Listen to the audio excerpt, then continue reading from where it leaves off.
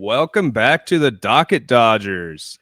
It's been a little bit of a break, probably It the has longest been, but break we've that's just had. that's just come to expect with you back in law school, and me without the paralegal that I always did have, because whether people know this or not, that she went to law school, and now my law clerk went to law school, and now I'm just by myself. So Yeah, you have to do the job you were hired for. That's I so know I unfortunate. actually have to do my job.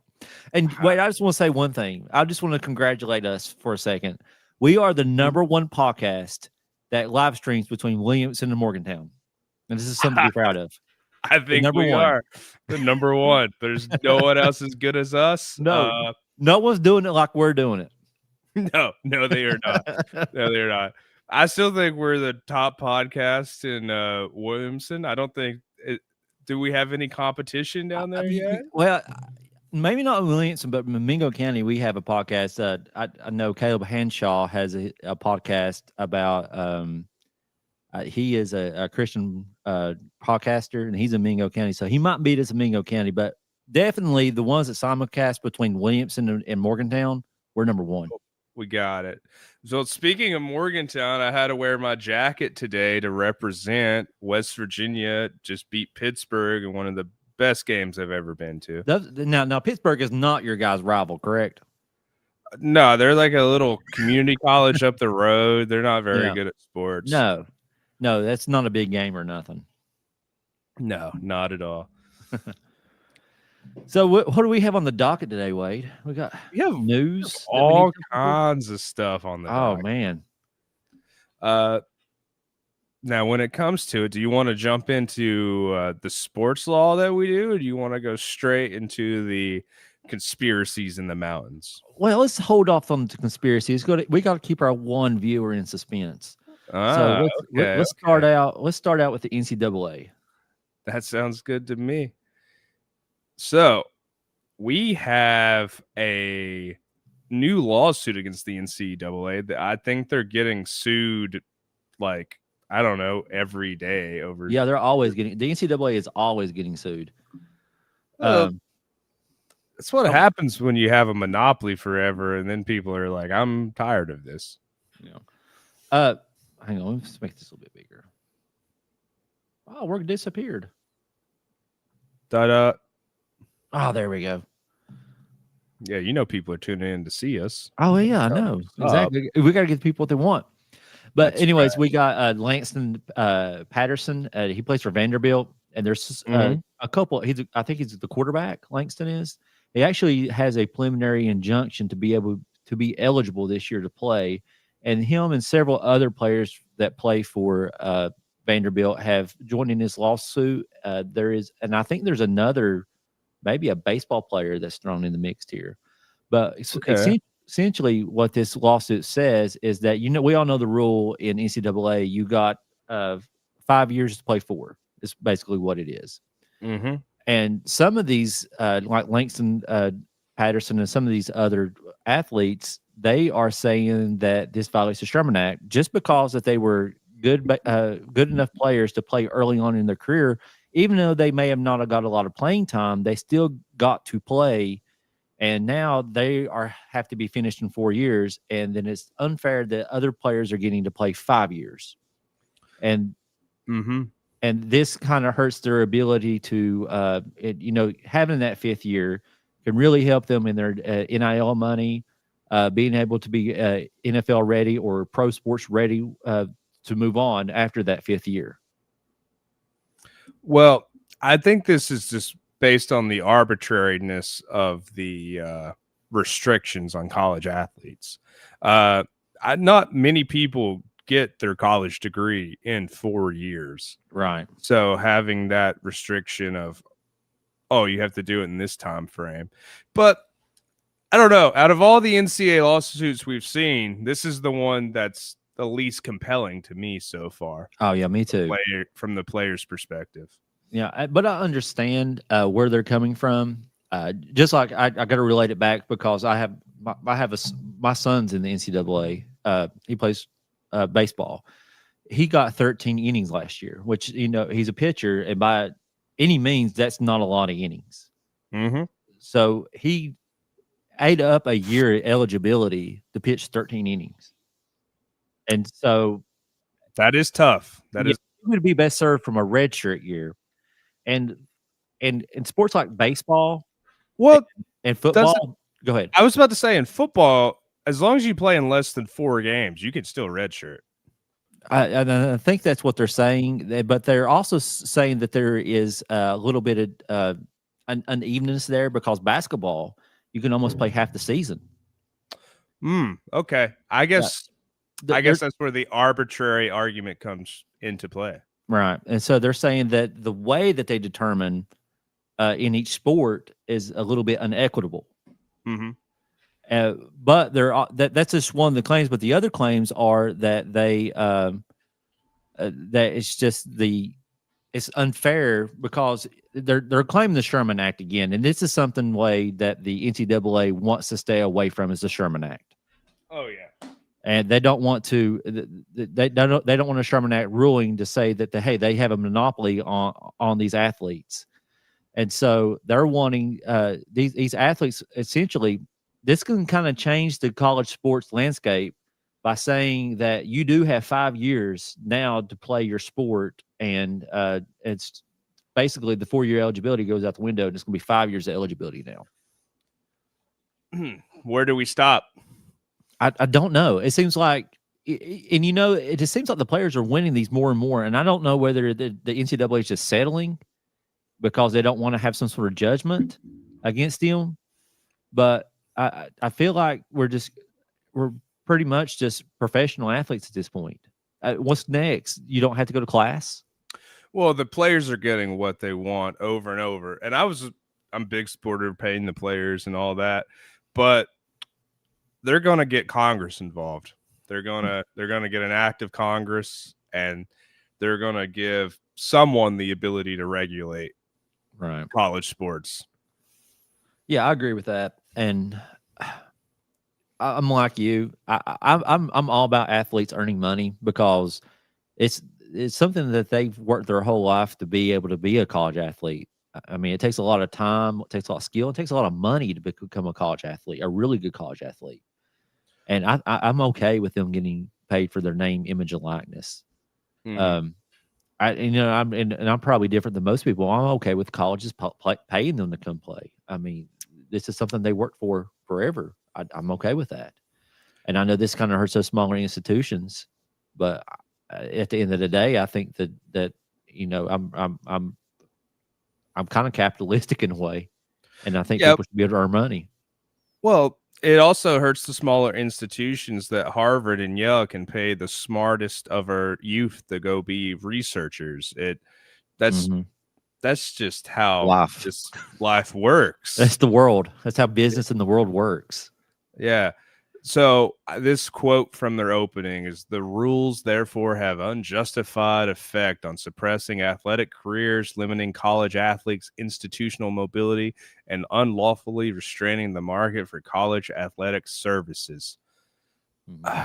Why not just go be professional? Right. Well, a lot of people are not ready for the pros right now, but they have got a skill that's marketable, a skill that someone should be able to pay for. And even though it's not professional level right now, it's certainly NCAA level. So I think that they deserve the right. But like you said, Wade, and I think it's a very good point. Where does it stop? Because it seems like now we're getting, instead of 5 years to play 4, we're just going to get a flat 5 years. When is someone going to argue that hey, this person got a medical red shirt and now they get to play 6 years? It's going to be that. It's going to keep going. They're going to be like, this person's been hurt 2 years. They've got to play 7 years. I have been unequally affected. Where's my equity? I need to play 7 years. Exactly. And then that limits the next generation of athletes who may never get an opportunity to show that they are worthy of playing at this SEC school or whatever. Because if you have a 6-year player, the schools are going to get the experienced veteran player that they know they can get. You can always see that in basketball. They're hardly recruiting kids out of high school anymore because basketball is a transfer sport now. Blake was extremely lucky whenever he went to Moorhead because of COVID. They increased the roster size in baseball from I think 32 to 40, Mm-hmm. and so they got to keep the COVID seniors, and then they got to get more athletes. And so Blake got to come under the COVID rules. Well, he played 1 year under those rules, and then they transitioned this year to that they dialed it back from 40 to 35. So you had all these seniors in high school that were promised roster spots, and now that the NCAA changed the rule from 40 to 35, those high school athletes that were going to get a roster spot in the NCAA are no longer able to get it. And Yep. so a lot of these rules, all these COVID rules, we're seeing that's hurting people being able to be able to play. And now what it seems like they're doing, so these high school players now are going to have to go off into the junior colleges or smaller Division I schools, smaller or Division II schools, or even NIIA, and then they're going to make an argument there. Does those years count against my NCAA eligibility? Because they're going to be a farm league for the NCAA. Oh, this goes back to it of like, if you were good enough, you would play. Yeah. If you were good enough, you'd go to the big school. If you were good enough, you'll get drafted. But here's my thing. It's most of the time when you got a 18-year-old or 19-year-old that's probably not fully developed yet, that's out there playing with these NCAA rules with a 25-year-old or a 26-year-old that has trained for 5 or 6 years to be an athlete. That's hard to do. No, that's what I'm saying. It's if it's supposed to be a developmental league, but like it's not. It's supposed to be an educational institution, Right. and this is something they do on the side. Well, yeah, and it goes back to the point that this was supposed to be originally for college athletes. It's supposed to be an educational institution, but then you had these, like the Ohio State University, making millions and millions of dollars off their athletes, and the athletes getting nothing. Yeah, well, Florida made a lot of money off Gatorade that I'm sure those students in that lab never saw a penny of. Oh yeah, I guarantee it. And so I do see the arguments both ways. I think it's getting out of control, but I don't know where you stop it. I don't know where you draw the line in the sand. Like you said, the NCAA fights these lawsuits till it goes to court, then they drop it because they don't want a Sherman Act to come up and say they have a monopoly, which they clearly do. Oh yeah. And this is going to become political. This is going to become a political situation really quick. You're going to have people running for Congress saying we're going to get college sports back to the way it was. Mm-hmm. You already see the president talking about it, signing executive orders. I thought the Republican Party was about like a free market. Like you're allowed to make as much money as you want until you're a college athlete, and the people that are boosters to the college they would like to control how much you're paid. Yeah, they're griping over how much money's been shelled out. Yeah. And so and the only thing it does is hurt the athlete. How many times have we watched, even when I was growing up, you have a heartbreaking injury of an athlete that you knew was going to go pro. I mean, one that I can think of in my head when I was growing up was Derek Anderson. Derek Anderson played for Kentucky in the early 90s, and he ended up going to the NBA, but he did not have a career like he could have had. Mm-hmm. And he lost his earning potential, but he was the man in college. Derek Anderson was the man in college, and all the kids, even though it couldn't say Anderson on the back, Kentucky still didn't stop Kentucky from printing those jerseys with number 23 on it. Mm-hmm. And I remember for that when I was a kid too. No players' names were allowed on the jerseys, but the best player every year seemed to have their number on the jersey. Right. Yeah. Okay. Where do we move on now, Wade? I think we stick in Kentucky since you brought up some UK football. There's a new mysterious, not really mysterious, but illness that hasn't been in northern Appalachia. It's the West Nile virus. And is that like some ticks? No, it's from mosquitoes. So mosquitoes. Yeah. Okay. So there's two viruses. The first is West Nile, which is apparently affecting horses in Kentucky. You guys are a horse racing state, and more. They're up to their 8th case of infected horses, Okay. which if people get this disease, it could be deadly. So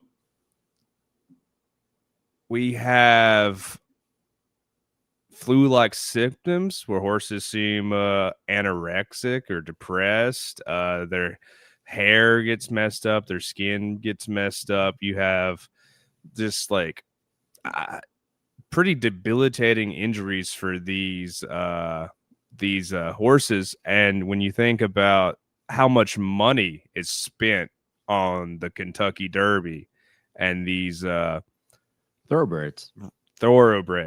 Yeah. So you have a Saudi prince who's putting $20 million into a horse or whatever, and then it could just come up limp because it gets bit by a mosquito. Yeah. Yeah. I mean, Lexington is where most of the horse breeding goes on and horse training goes on. You think about that spring sale in Keeneland. Mm-hmm. That brings millions and millions of dollars every year to the state of Kentucky.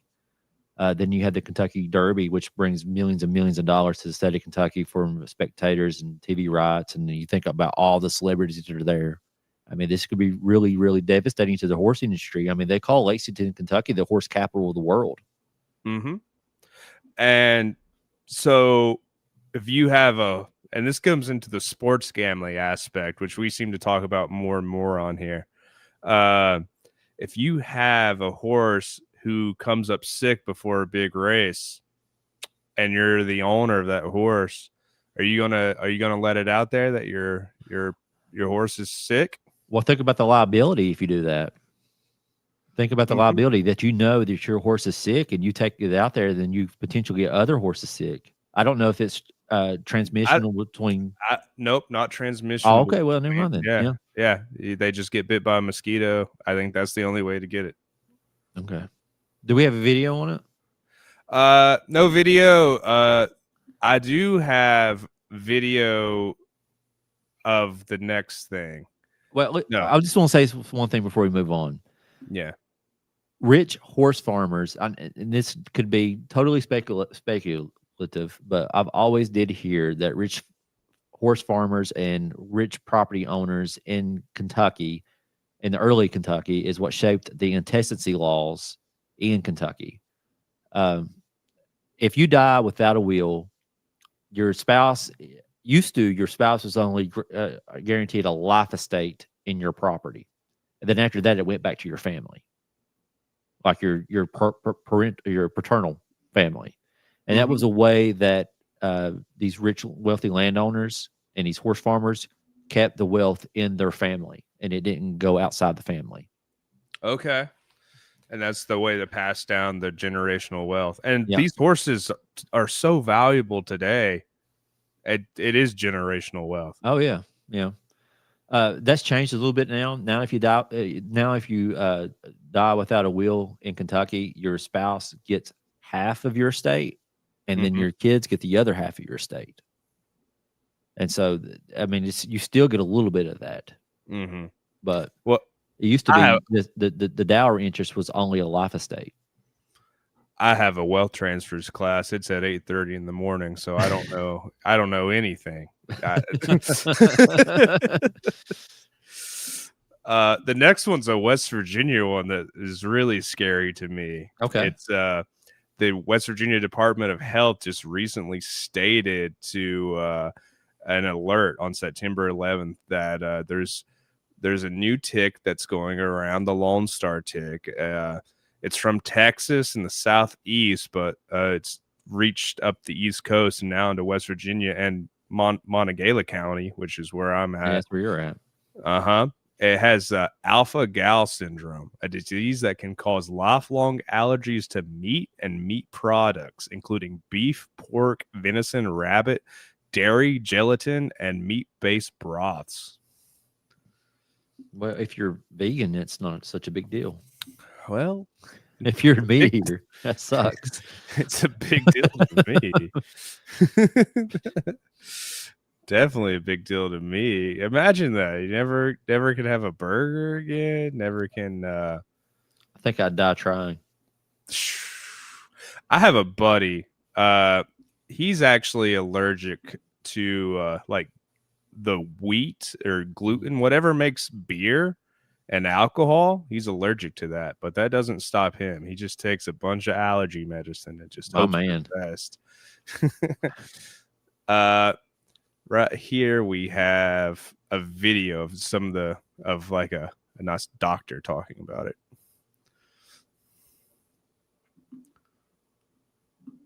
Nope, I feel like that's way zoomed in on her face. Huge.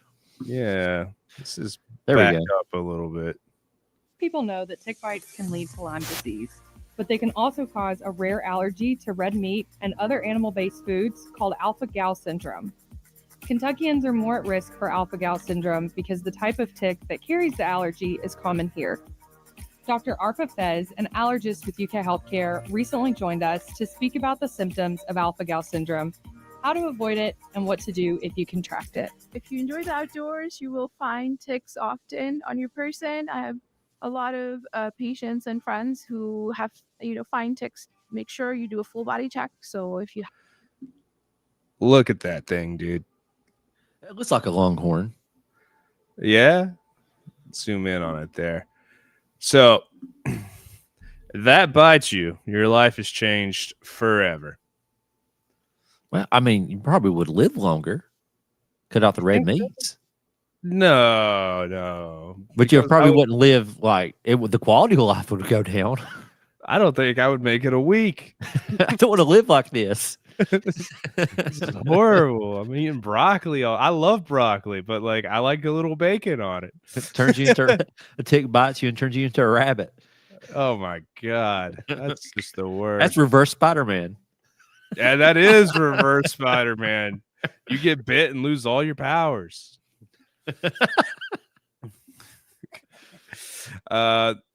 The rest of the video is the doctor explaining how you get it and how to avoid it. And really, the only way to avoid it is to wear long clothes, like that's treated with maybe insecticide of some kind. Right. Check your body after you come back from the woods. Yeah, have a friend. Have a friend. I had friends visit Mingo County this summer, and one, she's from California, and there's no ticks out there really. And I was like, you got to check yourself for ticks. Oh, there's plenty of bloodsuckers in California. That's a good one. That's a good one. You're right. You're right about that one. I'm not sure if they are in the middle of LA where she went to school. Oh, okay. Furthermore, have you heard of the Brooks Houck trial? I have not. So this was new to me too. And it popped up in the news. It's from, I want to say 2015, around that time. Yeah.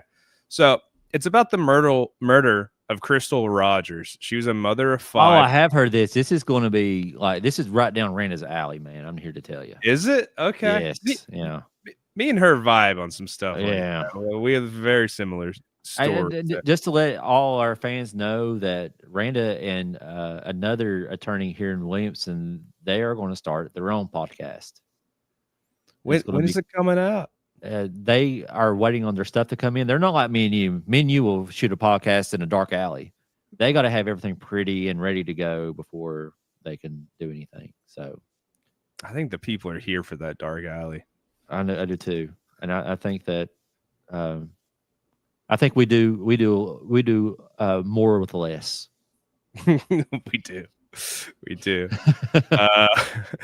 Bardstown, Kentucky. You know where Bardstown is? I do. I have no idea. So she disappeared July 3rd, 2005. Last known location was the Houck family farm, and her car was found abandoned on the Bluegrass Parkway, which I know where that is, along with her purse and phone inside, and her body was never found. People on the internet and apparently the jury really thinks it was the boyfriend. Apparently, the boyfriend's family had some pretty questionable comments and stuff like that. But we have the sentencing. If you'd like to see the judge sentence the defendant here.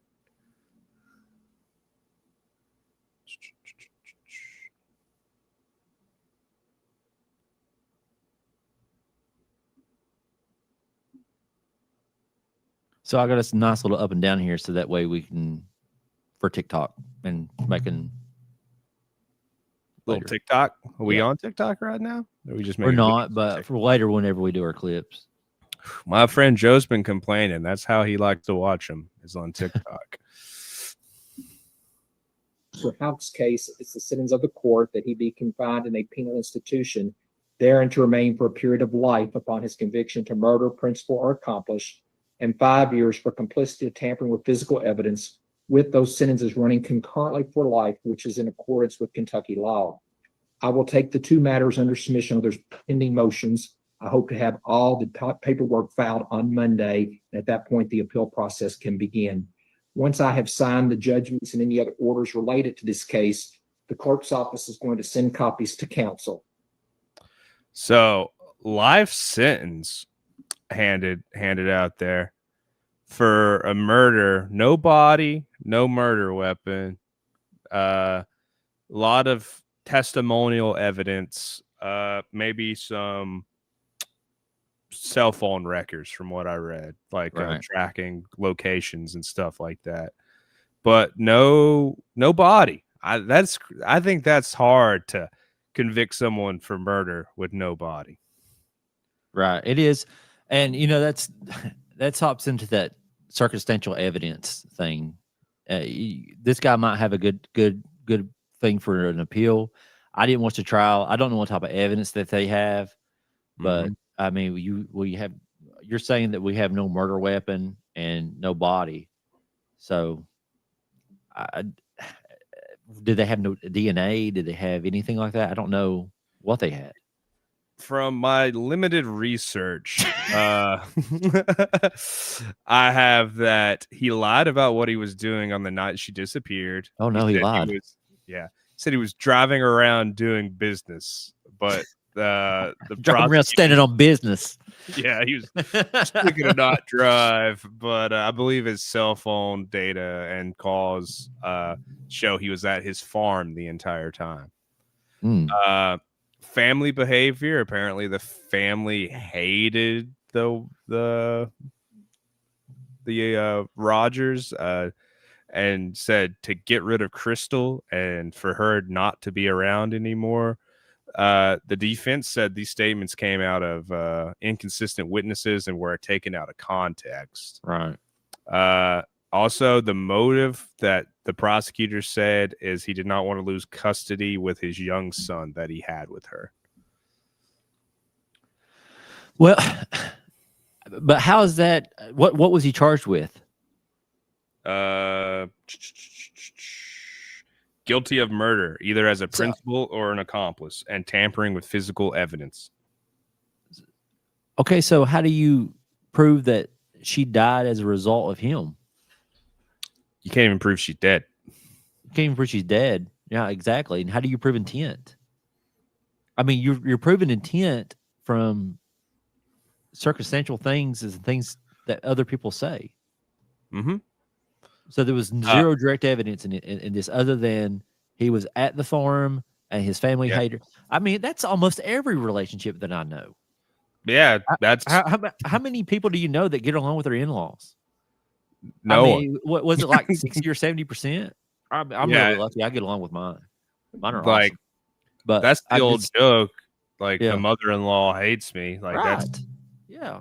So I'm that's sure you normal. can go up and down the street of Williamson and find that out right now. Say you go up down the street of Williamson though, you find some people that are probably buried. you find some people. You better you find some people.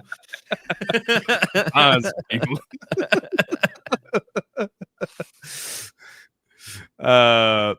I don't know. I feel like he's gonna get this overturned on appeal. There's no body.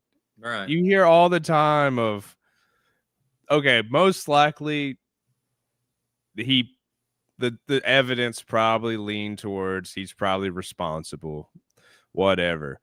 But it's circumstantial evidence. You hear all the time of people like faking a death and just leaving. Like that happens every couple years of, oh, this person was just found out in Tahiti. Right. I I don't know, don't know. man. It seems like a really weak case. I don't know where did they have this trial in Bardstown? Did they have it in the county of Bardstown in? Yeah. Because you don't realize how much this has been on the media. This has that, been on every true that was crime podcast. This has been all over Discovery Channel, other Law and Crime Network. This has been like a hot topic for 3 years, 3 or 4 years. I mean, this crime has been. Well, I probably think they tried longer. to get it moved. Yeah, no, it's been almost a decade. It's been a decade of speculation. I'm sure a lot of people were looking for justice. You've had a lot of yeah. people just ready that knew that he did it, but didn't know how to what to do. That they were looking for justice was what they were doing, and so they probably knew in their minds that and had a gut feeling that he probably did this. But I mean, they're convicting him without any evidence. Yeah, but that's how it kind of goes in these smaller places. Mm-hmm. That's how people get elected. Like, are you going to vote for the prosecutor that like doesn't bring the charge of the dude that we all know killed his like baby mama? Like we know he's a. If you live there and you know the guy, you probably have your opinion. Either way, Right. he did it or he didn't do it. And I'm sure it's probably split. Like I'm sure some people really think he did it. Some people are like, "There's no way." It's all about your local reputation. Right. I agree. All right, where do we go next, Wade? We can hop across the state lines back into West Virginia. Okay, let's go state hopping. There we go. So the West Virginia State Police is asking for your help. My help? Yeah, if they say if you have been involved with sending money or merchandise to the Whittiker family, the money could be involved in a fraud scheme, and to reach out and provide information to them. This I don't know if you didn't seem to know the Whittiker family when I brought it up earlier. I did not know the Whittiker family. No. So they're a heavily inbred family that went viral. They went viral for being inbred. That's like the whole thing. Right. And it was called, the YouTube channel was Soft White Underbelly, and he like interviews just random people. Like he interviews prostitutes, drug addicts, like he just maybe a firefighter, just like random people. And he found the Whittiker family who have been like abused most of their lives, it seems. And he interviewed them a couple of times and made a lot of money from these videos with them. I'm talking about multi-million view videos. And they say that he was just using them, but another group of people got involved and started making videos with the Whittiker family, and like taking them to Walmart on shopping trips, providing clothes and things like that. But apparently there's the people involved might be tricking certain viewers or something like that. The state police hasn't released a lot of information just to contact them. So this investigation just started, I would say, within the last week. So do we have anything on that? Yeah, I have some photos for you to look at here to see the Whittiker family. See if that jogs your memory. So this is them. I have no clue. I've never seen these people before. Yeah, they claim to be America's most inbred family. So how are they related? Do you know their family dynamic? Wait. Yeah, I can pull that up. It's probably a crazy flow chart to dissect. Don't have to have one. Family explained. Let's see what we got here. Okay, West Virginia family whose ancestors engaged in generations of inbreeding, resulting in severe genetic issues and disabilities among some descendants, such as nonverbal communication. So the one guy there, he like barks like a dog. He doesn't speak as a normal folk. So non-audible. Yeah, non-audible.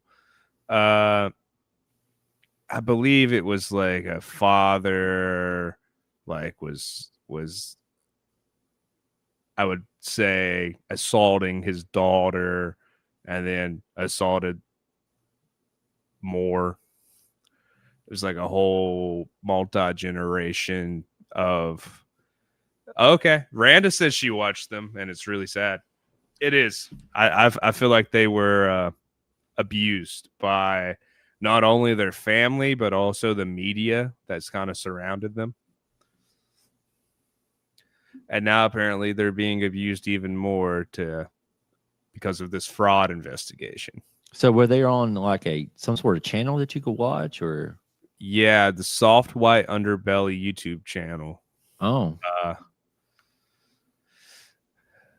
We have a family tree stretching back decades, beginning with identical twin brothers Henry and John Whittiker. The brothers each welcomed children into the world, but the family tree revealed how those children got married to each other and had 7 kids of their own, including John Whittiker, born in 1882, who then married his first cousin and had 9 children of their own. One of the kids was born in 1920, who married her double cousin, and they had 15 children, and then more and more of those happened. wow. Yeah, they Is say that they're the legal? most inbred family in the country. Like they compete with like the royal families of like Europe. I don't think that's even legal, is it, Wade? To marry your double first cousin? What's the law in West Virginia? I know people think that Kentucky and West Virginia don't have laws on that stuff, but we do. I don't know. It's never been a problem for me. I've never had to look into it. I would say first cousin is illegal. I think it goes further than first cousins. Well, I know Kentucky's does. Let's see here. Marriage of first cousins is illegal in West Virginia. No, second cousins is legal in West Virginia. But, yeah. First cousins is a misdemeanor in West Virginia. Well, I don't even think first cousins would be like, it would probably be a problem, but they've been doing it for like 5 decades in a row. That's No, the problem. a first cousin is like a half brother or a half sister. I know, but I would say they're closer than half cousins. If your second cousin was that tree is like vines, dude. That family tree is vines wrapping around each other. What the heck is a half cousin? I don't know. It gets into like double first cousins. Marriage between first cousins and half cousins, or first cousins once removed, are prohibited in Kentucky. See, I don't know what that means either. I think it's about like once removed is like your cousins by marriage. Is that it? I don't know. Here's what it says: no marriage shall be contracted between persons who are nearer of kin to each other by consanguinity, whether of the whole or half blood, than second cousins. So what in the world is a half blood second cousin? That's old timey. This is an old timey law. I don't. You know what a half blood second cousin is? Drop it in comments. Please. We don't know. Help us. Yes, help us. We're for Kentucky and West Virginia. We don't know. Yeah. But like, dude, this family clearly doesn't have the capacity to like. That's what get the views. Renda says. Yeah, Renda says that they have a mental capacity, I say, of a 6 or 7 year old. And these people are like using that because people feel bad for them and want to send them money or send them stuff, and I think they're taking that money and other things for themselves. Right. Well, I hope they get what they deserve. Yeah. Well, the two suspects have been identified as 41-year-old Lawrence Eric Carroll of Georgia and 41-year-old John Patrick Rourke of Odd. The Whittiker family is from Odd, West Virginia, which I just find to be a funny. That's a little bit odd. It's a little bit odd. It's a little bit odd. Yeah. And she said they buy them toys while they're making millions on the videos, and that's what happens. They buy them like Walmart knickknacks. I mean, I just wish we got in on it at the beginning. We would have given them more than toys. Yes. Give them bicycles and stuff. Electric bicycles. Okay. Right. We have, speaking of, just horrors of the universe and toys. I guess we were on different pages there. Oh. Yeah, we were also. I was also going to say Disney. I was gonna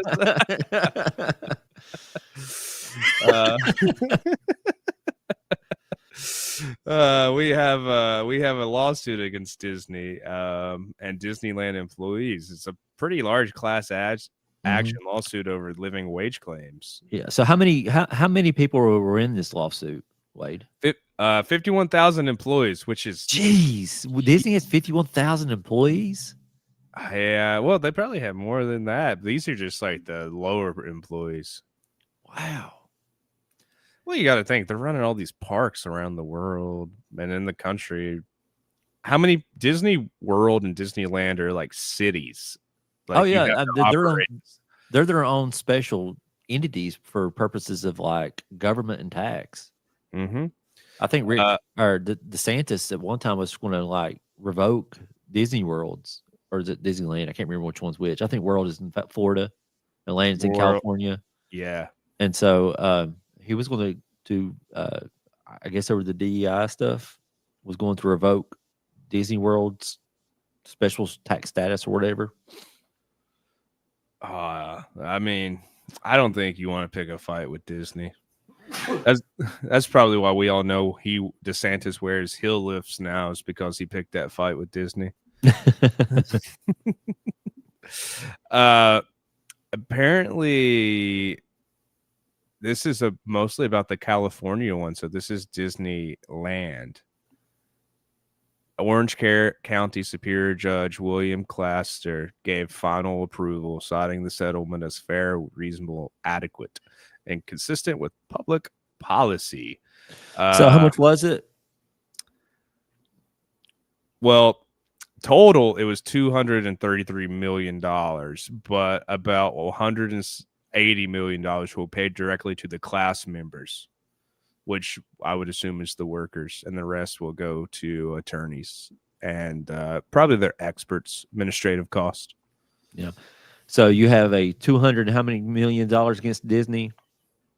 You said 233. So $233 million lawsuit just got settled by Disney against their employees, and there were how many employees, Wade? 55,000. 55,000 employees that said that Disney failed to pay them a living wage. Yeah. And this is in California, so pretty expensive to live out there. Yeah. Did it say how much money that the Disney were paying these people, that it was below a certain line? How would you be eligible for the class? Says the lawsuit began in December 2019 after Disney asserted it was exempt from a minimum wage law requiring subsidized businesses to pay at least $15 per hour starting in 2019. Disney says 96% of its employees earned at least $22 an hour. But I don't know. I guess it was some back pay. I guess they were cheating some people. And I guess it probably is the California law. If you're a special money-making entity like Disney, or like I would say the studios, like Hollywood studios or stuff like that, you probably have to pay your employees more. Mhm. I kind of like that law. I wish that West Virginia would do something like that with like Walmart. I hate that we have to subsidize them like keeping slaves on their staff. Right. Yeah, I agree. So it's for people who made less than $15 an hour, they passed that ordinance for $15 an hour, and then Mhm. Disney failed to pay those people $15 an hour. Yeah, I think from 2019 to whenever the lawsuit was filed in the last couple years, Mhm. and they just didn't meet that mandate, that California mandate. So right now, Disney employees earn $22 an hour, which based on Disney as a company, they should be paying $22.42 minimum wage. But the California statewide minimum wage is only $16.50, so they have to pay $4 more per hour because they are Disney. And see, this is what I hate about a class action. So we had Disney owed $233 million for 51,000, roughly 51,000 claimants. So after you pay out the attorney fees and and because most of the money is going to go to the attorneys, and then what you have left over from that 180 million is going to be divided between those 51,000 people. So you think that only $3,000 is going to go to the people who are actually hurt by this. Yep. And Which is so nothing. I'm sure that their loss of wage was more than $3,000. But I mean, this is a game we play in that the attorneys are probably ready to settle it. And the longest the class member, whoever the member was that brought the suit, agreed to settle for that amount, then the attorneys can settle the suit. And so you're left in a situation where the attorneys are making all the money, and then the people who are actually injured are getting $3,000, in which that their probably actual harm was more than $3,000. And I think about 55,000 people over the last 5-6 years. It's a lot of seasonal work, probably like kids working in the summers during college and stuff like that. So a random $3,000 check is fine for them. But I think all of and I would say lower income people that probably work there all year long probably were affected more by this. Yes, I do too. And some of those people might have been non-citizens, because I'm thinking of California, and would they even have an opportunity to collect on that money? Not only that way, we're thinking about that, like you said before, this is California, so think how expensive it is living in California. I don't know how you could do it for 22. I feel like the people in West Virginia should make $22 an hour if you're going to try to support a family or do something like that, or like eventually own property. In California, you would have to make like 60 to 100, somewhere in there, to ever like.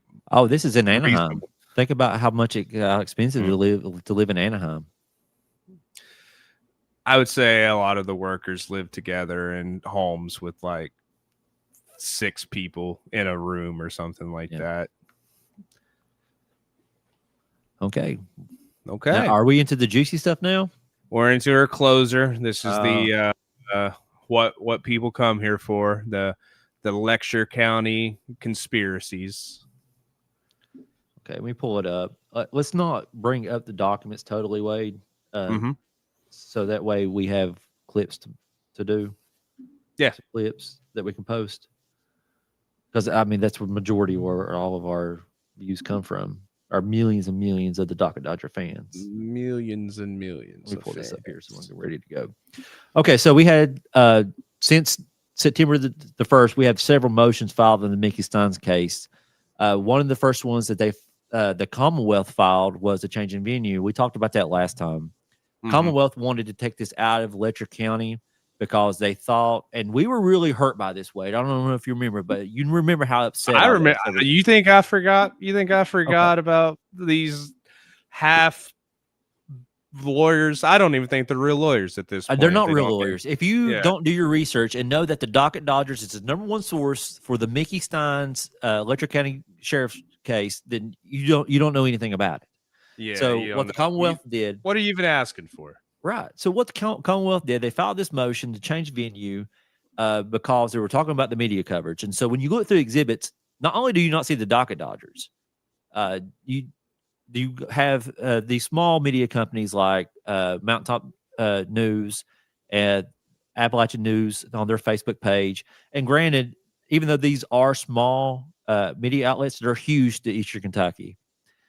So this is where most people in Eastern Kentucky get their news from. Commonwealth says that the jury pool has been tainted. We have to take this away from Letcher County. And a good reason for doing this is because when we talked to Hillbilly Crime, she let us know that they had a special prosecutor on this case. Special prosecutor is an assistant attorney general from out of Frankfurt. So no doubt they would like this move to another location that's probably closer to this isn't attorney general, but also they don't want that jury pool tainted. Because you're going to be hard pressed to find anyone in Eastern Kentucky that does not know about the Sheriff Stines and Judge Mullins' case. You're going to be hard pressed to find anyone that hasn't not heard about it or formed some sort of opinion, because not only have Hillbilly Crime covering this extensively on her YouTube channel, and she averages 600-700 people a night on her YouTube channel. Not only do you have her covering this extensively, you also have a new person come out called named Ty Adams, who has now got her own YouTube channel. She's got her own TikTok. She's talking about these issues. And both Elizabeth Jones from Hillbilly Crime and Ty Adams have been on national networks talking about this, talking about the supposed ring that they had going on. And so the Commonwealth is thinking, they've got this story out here that people might sympathize with Mickey Stines in this area. So let's move it out of Letcher County and move it away from these media sources. But little did they know that they haven't done their proper research, that the docket dodgers have been covering this, and we're worldwide, baby. We're worldwide prestige. They won't find a jury that doesn't know about us. No, nowhere. So I mean, they're out of luck. The what's the names of the attorneys? Jeremy and Carrie. What's her last names? Bartley. Yeah. So the Bartleys, the attorneys for Mickey Stines, filed a response to that, and they said that no matter if they that if they move it from out of Letcher County, that they shouldn't do that, because Letcher County is where all the witnesses is at. This is the convenience of the court and for the witnesses to have this trial in Letcher County. So that was the first one, the first motion that was filed.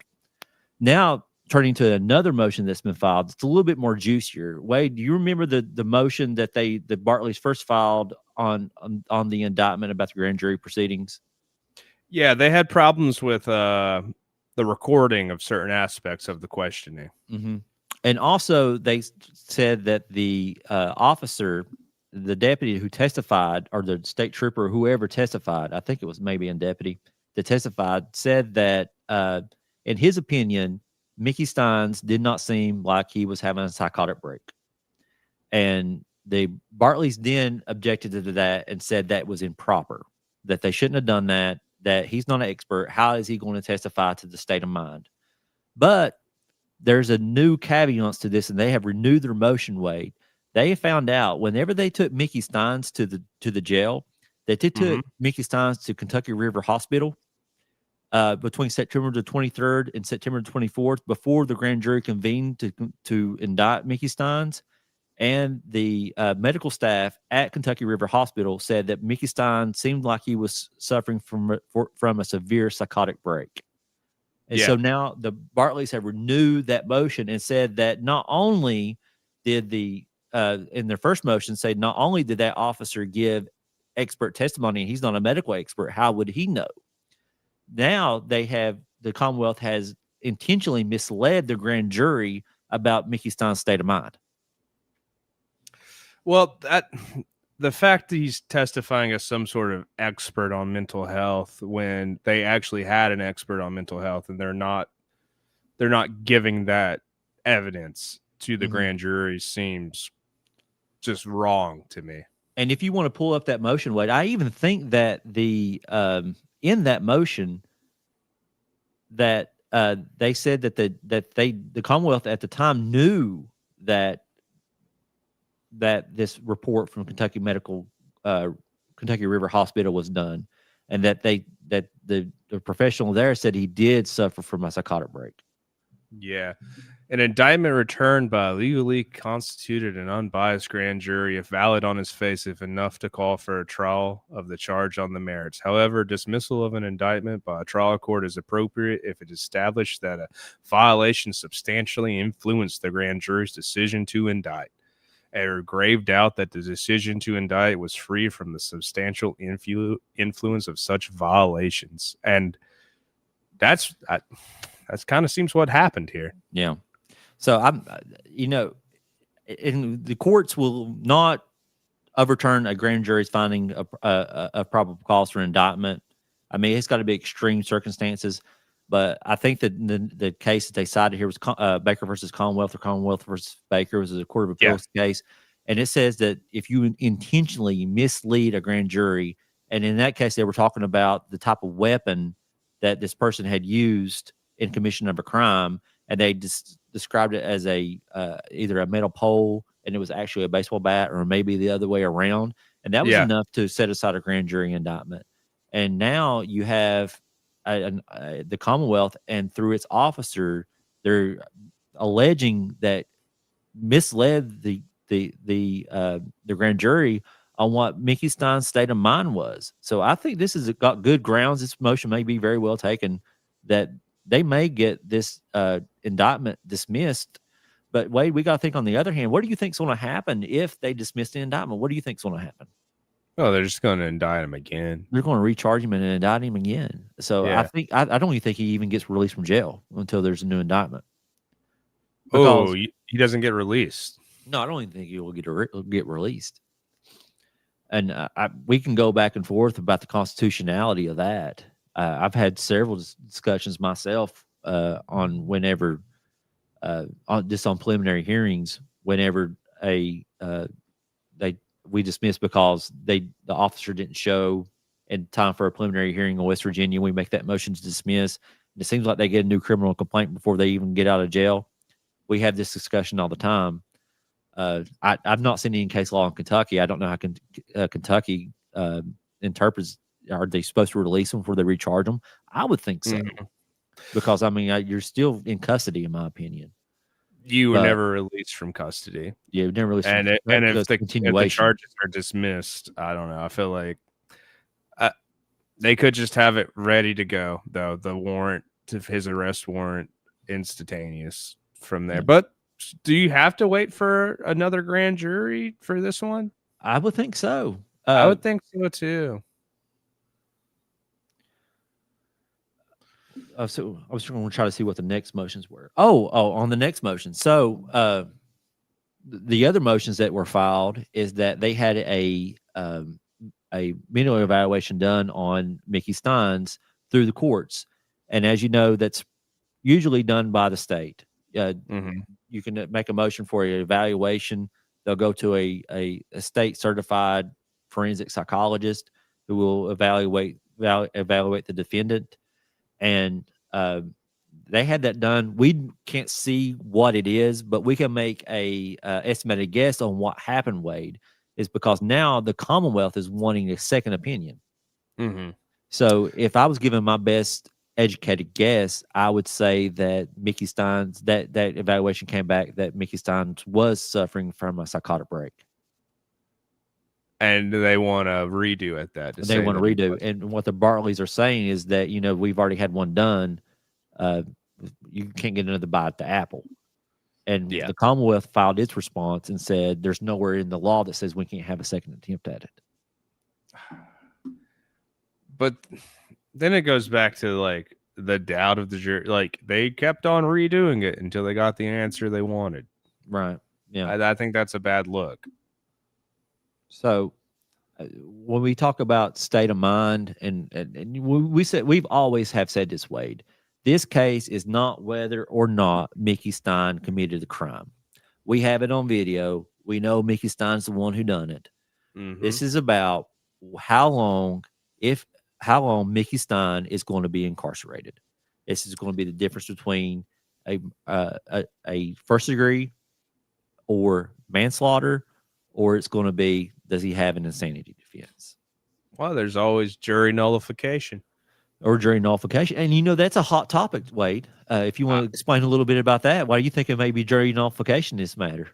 Well, when it comes to local cases like this, like we were just talking about that previous case, everyone in the community knows. That's why they asked for a change of venue. Everyone in the jury pool is going to have an opinion before they even go in there and listen to the facts of the case.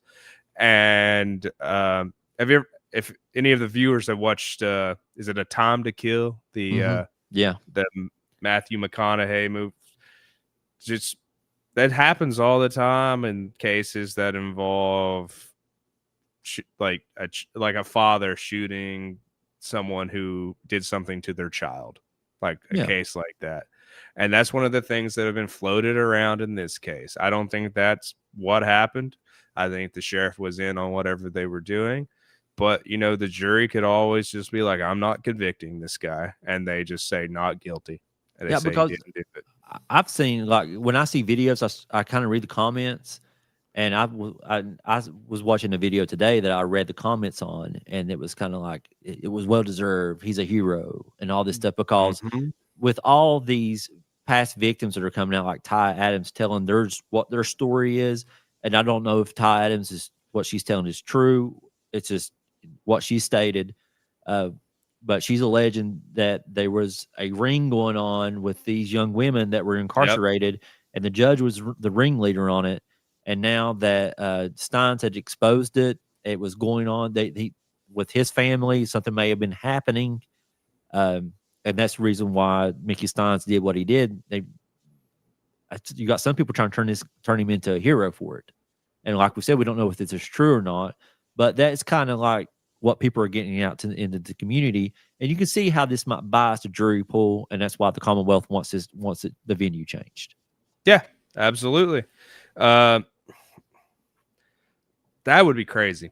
That would be groundbreaking, I think, if he got away with this.